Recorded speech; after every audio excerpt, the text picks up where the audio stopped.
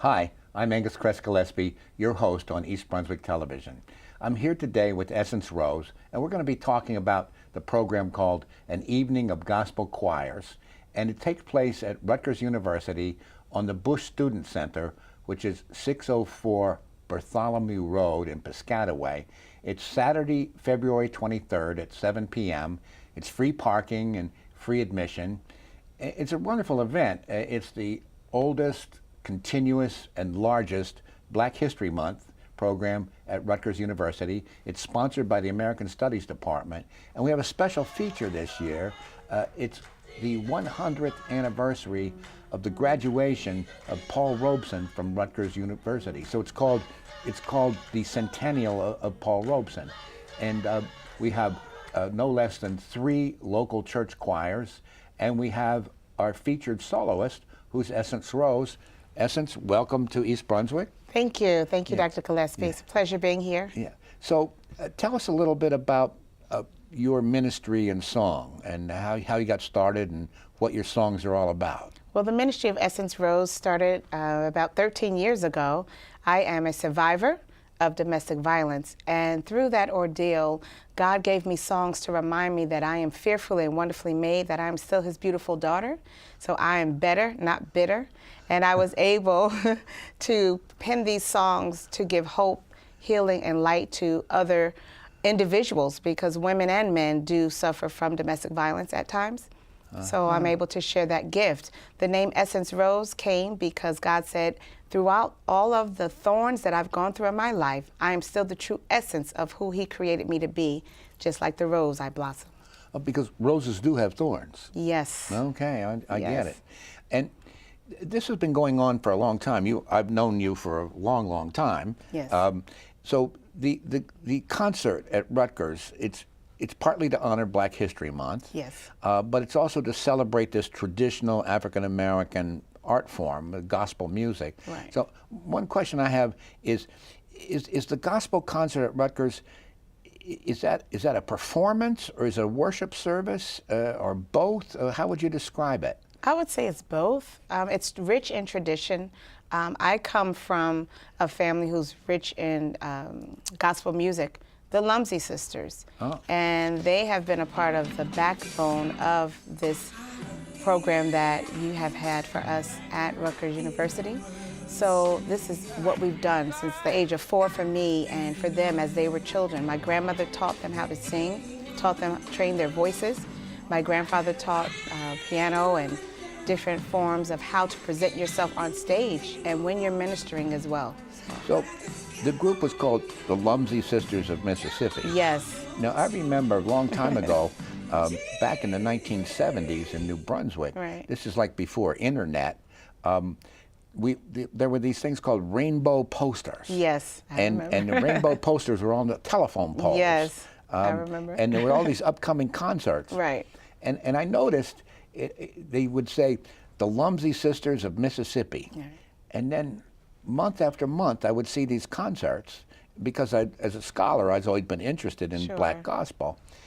And I said, how do these girls get up from Mississippi every weekend? Yeah. but it turns out they'd actually Right. moved. Absolutely. Yeah. They all relocated. I was actually born in New Brunswick, New Jersey. Yeah. But my parents, they moved up from Mississippi, so once they were here, they were settled. Right.